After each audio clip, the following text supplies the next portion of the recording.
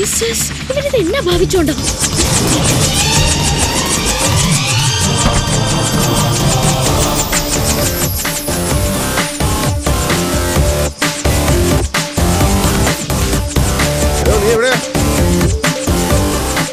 ഇയാൾ എന്റെ പണി കളയാനാണോ ഈ തോട്ടത്തിൽ മരുന്നടിക്കുന്ന കുന്ത്രാണ്ടും കൊണ്ട് ഇങ്ങോട്ട് വന്നത്?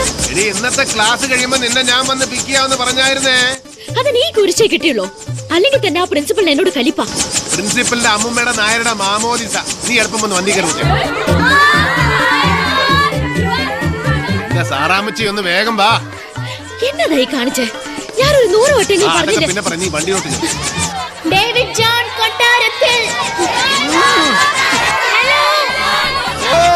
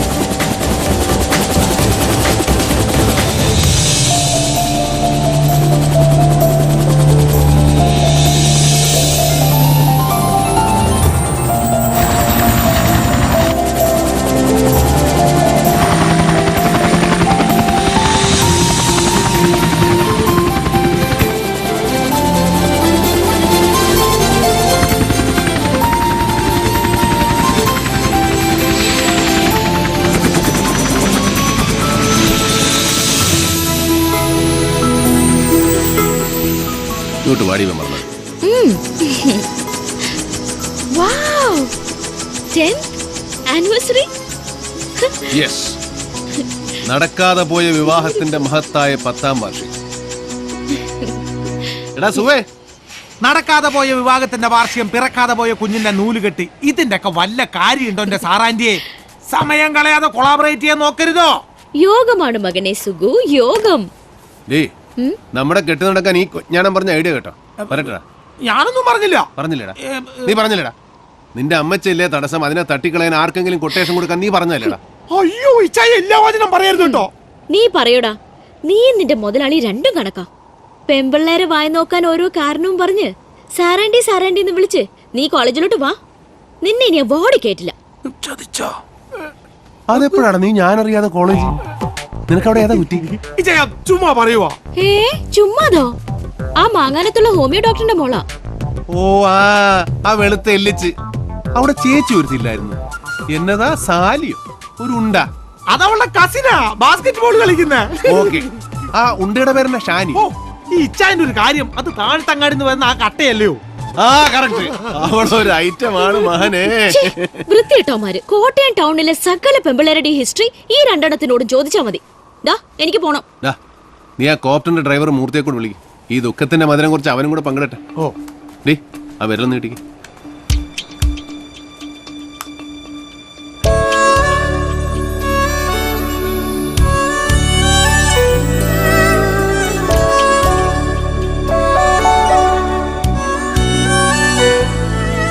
ഈ കാണിക്കുന്ന ചില ത്രില്ലും തമാശകളൊക്കെ ഉള്ളൂ. ബോറടിച്ച് തീരുന്ന ജീവിതമാണ്.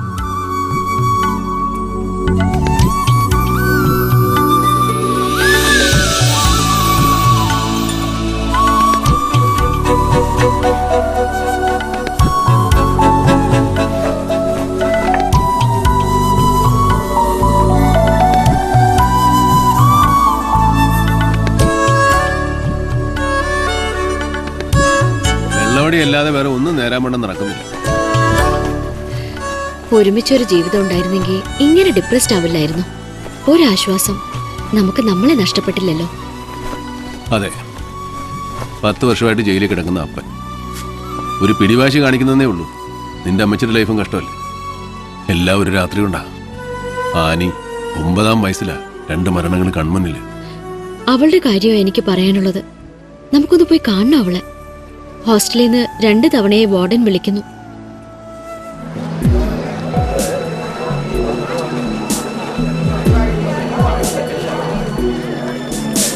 നിങ്ങൾ അങ്ങോട്ട് ചെല്ലോ, ഞാൻ ഇപ്പൊ തന്നെ വരാം. ആയിക്കോട്ടെ. എന്നതായി വരുമോ സാറേ? കടുത്തുരുത്തി എം എൽ എ രാജിവെക്കേണ്ടി വരുമോ? പുള്ളി തയ്യാറല്ലെന്നാണല്ലോ. എന്റെ അനിയ, ഞങ്ങളുടെ പാർട്ടി ജനാധിപത്യത്തിൽ വിശ്വസിക്കുന്ന പാർട്ടിയാ. അവിടെ എന്നൊക്കെ നടക്കണമെന്ന് ഞങ്ങളുടെ നേതാവ് MC പോൾ സാറ് തീരുമാനിക്കും. അത് ഉമ്മച്ചൻ MLA-ക്കും ബാധകമാ. അതാണ് ഞങ്ങളുടെ ജനാധിപത്യം. കേരളത്തിലെ വിശിഷ്യ മധ്യ തിരുവിതാംകൂറിലെ കർഷക സമൂഹമാണ് മലങ്കര കോൺഗ്രസിന്റെ രാഷ്ട്രീയ അടിത്തറയുടെ ശക്തിയും ഊർജവും. ആ സമൂഹത്തിനിടയിൽ പാർട്ടിയുടെ അന്തസ്സിനും ആത്മവീര്യത്തിനും ക്ഷതമേൽക്കും വിധം ഒരു ആരോപണം പടർന്നിട്ടുണ്ടെങ്കിൽ അതാര് തന്നെയായിരുന്നാലും സ്ഥാനമാനങ്ങൾ ത്യജിച്ച് സർക്കാർ നടത്തുന്ന ഏത് അന്വേഷണത്തിനും തയ്യാറാവണം.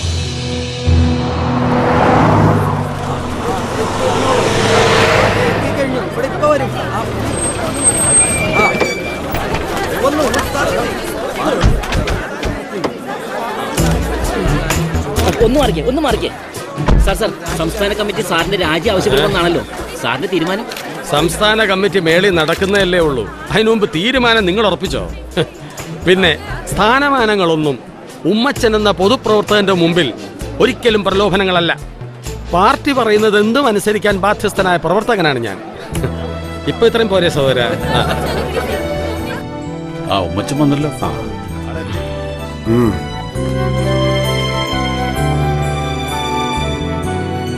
കടുത്തുരുത്തി MLA-യും പാർട്ടിയുടെ പടക്കുതിരയുമായ ശ്രീ ഉമ്മച്ചന്റെ മേലാണ് വാഗമണ്ണിൽ നടന്നതായി പറയപ്പെടുന്ന ഭൂമി കയ്യേറ്റത്തിന്റെ ഉത്തരവാദിത്തം പോലീസും മാധ്യമങ്ങളും റവന്യൂ വകുപ്പും ചാർത്തിയിരിക്കുന്നത്. രാഷ്ട്രീയ പകപോക്കലിന്റെ ഭാഗമായി നടത്തുന്ന ഇത്തരം ദുരാരോപണങ്ങളെ നേരിടാൻ വ്യക്തി എന്ന നിലയിലും നിയമസഭാ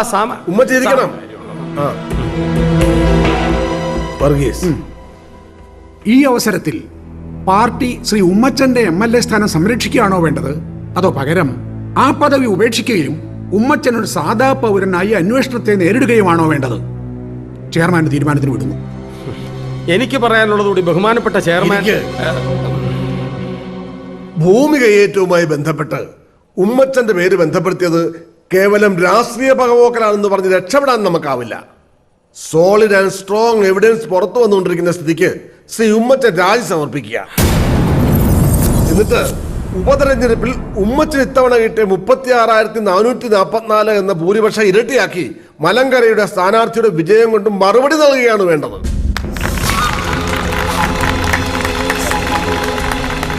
യോഗം ഊണ് കഴിഞ്ഞേച്ച് തുടരും.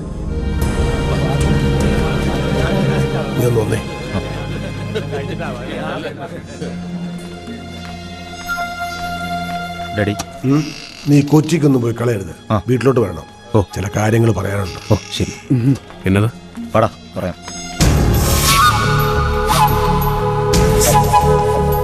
എന്നെ ചടിച്ചേച്ച് ഉപതെരഞ്ഞെടുപ്പിൽ ഇളയമോൻ ബെന്നിയെ കടുത്തുരുത്തി നിർത്താനാ കളവന്റെ പ്ലാൻ.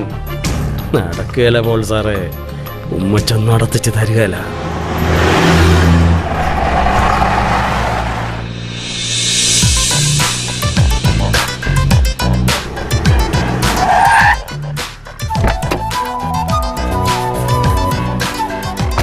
DK വന്നു. DKയോ? അന്ന് ഡേവിഡ് ജോൺ കൊട്ടാരത്തിൽ. ഞങ്ങൾ പഴയ CMS ബാച്ച് DK എന്നാ വിളിക്കുക. വക്കീലപ്പ നേരത്തെ എത്തി. ഇതിപ്പോ ബാർ അസോസിയേഷൻ മുഴുവനുണ്ടല്ലോ. നിങ്ങളെ കയറ്റി അകത്തിരുത്താൻ ഞാൻ ആ മേനോനോട് പറഞ്ഞായിരുന്നല്ലോ. അങ്ങേര് വന്ന് വിളിച്ചു. ക്ലബ് സെക്രട്ടറിയുടെ ഗസ്റ്റിനുള്ള സ്വീകരണമൊക്കെ കിട്ടി. പിന്നെ വിചാരിച്ചു DK വന്നിട്ടങ്ങ് ഉള്ളിലോട്ട് പോകാന്ന്. എന്താണ് ഈ സംഘടിത ആക്രമണത്തിന്റെ? അഡ്വക്കേറ്റ് നാരായണസ്വാമി പുള്ളി ഇപ്പൊ സുപ്രീം കോടതിയിലെ പ്രാക്ടീസ് ഒക്കെ മതിയാക്കി നാട്ടിലൊന്ന് സെറ്റിൽ ചെയ്തിരിക്കുകയാണല്ലോ. സ്വീകരണം, പൊന്നാട, മംഗളപത്രം. അതെ, അത് തന്നെ. ഞങ്ങളൊന്ന് മുട്ടി നോക്കിയതാ, പക്ഷെ പുള്ളിക്കാരൻ അടുക്കുന്നില്ല. ഈ വക കലാപരിപാടികൾക്കൊന്നും പിടിതരുന്ന ആളല്ല, അറിയാലോ സ്വഭാവം. അതെ, അതുകൊണ്ടല്ലേ DK പിടിച്ചത്. DK ഒന്ന് ഫോഴ്സ് ചെയ്താൽ സാർ അഗ്രി ചെയ്യും. നിങ്ങൾ തമ്മിലുള്ള ഇരിപ്പ് വശം അതെനിക്കറിയാം. ഞാനൊന്ന് പറഞ്ഞു നോക്കാം. വാ.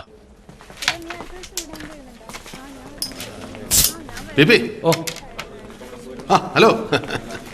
പിന്നെ ഇത് നമ്മുടെ കോട്ടയം ബാറിലെ എണ്ണം പറഞ്ഞ വക്കീലന്മാരാ. ഇവരെ കൊണ്ടുപോയി നമ്മുടെ ബാറിൽ എടുത്ത് ചൂടാക്കിയ തണുപ്പിക്കുന്നതെന്ന് വെച്ചാൽ. അപ്പൊ വക്കീലെ PP ചെല്ലു. ഞാൻ പുള്ളിക്കാരനെ പോയി നേരിട്ട് മുട്ടിട്ടു. ഓക്കെ. ഹലോ സാർ, പെട്ടെന്ന് പോയി കളയോ? കുറച്ച് പേപ്പേഴ്സ് ഉണ്ടായിരുന്നു സൈൻ ചെയ്യാൻ. തിരുവല്ല പ്രോപ്പറാന്നോ? അല്ലെന്നേ, തറവാടിരിക്കുന്ന തിരുമൂലപുരത്ത്.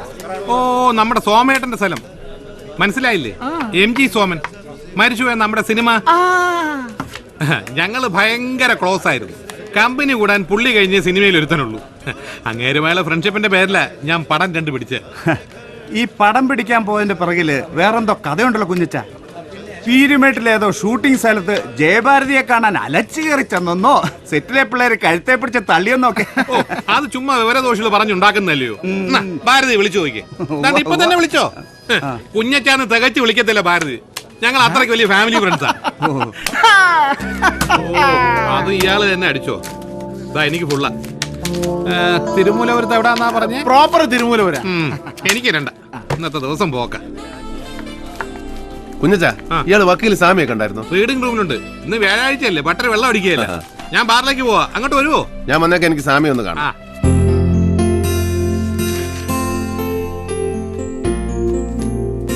Sir, good evening. Good evening. You are late today. ഒരു ഇച്ചിരി സാറാ കാരണം. കോട്ടയത്തെ അഡ്വക്കേറ്റ്സ് എല്ലാം കൂടെ എന്നെ വളഞ്ഞുകെട്ടി വെച്ചിരിക്കുമായിരുന്നു. സാർ എനിക്ക് വേണ്ടി ഒരു എസ് പറയണം. എന്താണ്? ഒരു ചെറിയ ചടങ്ങ്. കോട്ടയത്തെ ബാർ അസോസിയേഷൻ സാറിനൊരു സ്വീകരണം നൽകുന്നു. അതിലൊന്ന് വന്ന് ഇരുന്ന് കൊടുക്കണം.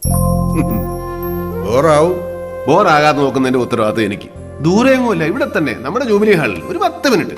ചെറുപ്പക്കാർ പിള്ളേരുടെ ആഗ്രഹമല്ലേ സാറേ, അവരൊരു ഷാള് പൊതിച്ച ചങ്ങ് പൊക്കോളും. പ്രസംഗങ്ങളുണ്ടാവും. അധിക പ്രസംഗത്തിന് ചാൻസ് കൊടുക്കാതെ ഞാൻ നോക്കിക്കോളാം. അപ്പോ ഞാനൊരു രസം പറയുവേ. അന്നൊക്കെ മദ്രാസിലെ MG സോമേട്ടന്റെ താമസം കണ്ണിമോറ ഹോട്ടലിൽ.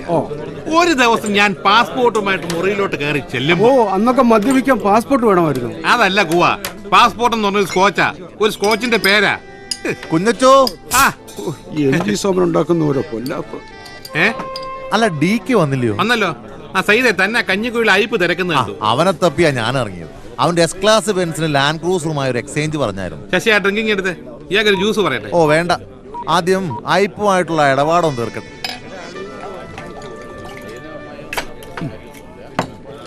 ഇവിടെ വലിക്കാവോ? അപ്പൊ മെമ്പർ അല്ലേ? അല്ല, കുന്നേലെ സഹിച്ചാന്റെ ഗസ്റ്റാ ഞങ്ങള്. ആന്നോ? എന്നാ പിന്നെ വലിയെണ്ണ. നമ്മുടെ കാശിന് നമ്മൾ മേടിക്കുന്ന സിഗരറ്റ് നമ്മൾ വലിച്ച് ആരെങ്കിലും ചോദിക്കുവോ? എന്നാ വലിയെണ്ണ.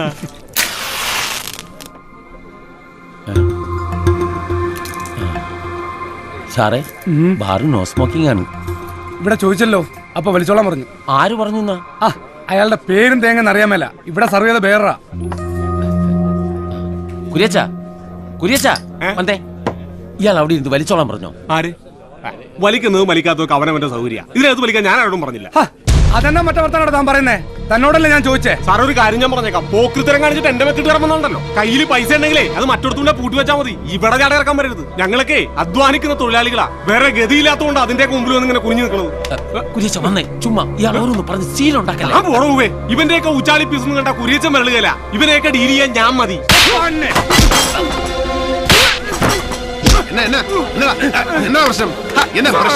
ഇത് കണ്ടോ സാറേ? ഒരു കാര്യമില്ലാണ്ട് തല്ലി. എന്നതാ പ്രശ്നം? എന്നാന്ന് പറയപ്പി. അത് ഈ സാർ ഇവിടെ ഇരുന്ന് സിഗരറ്റ് വലിച്ചായിരുന്നേ. അത് എന്നതാന്ന് ചോദിച്ചപ്പം ഈ കുര്യച്ചൻ പറഞ്ഞിട്ടാന്ന് പറഞ്ഞു.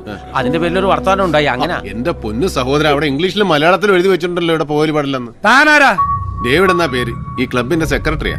ഇതുപോലുള്ള ഏർപ്പാടുകളെ ജോലിക്ക് വെച്ചാൽ അവൻ മാത്രമല്ല സെക്രട്ടറി മേടിക്കും. പിള്ളേരെ ബില്ല് കൊടുത്തിട്ട് അവരുടെ പൊക്കളാൻ.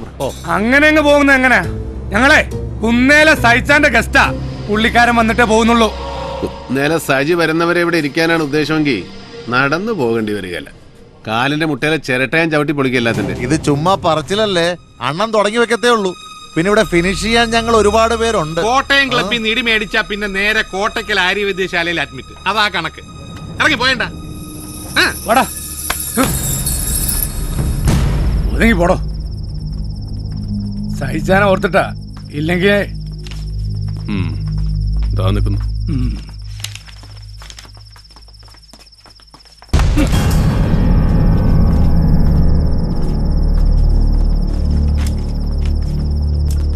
സെക്രട്ടറി ആന്നേ അവന്റെ ഒരു ജാട.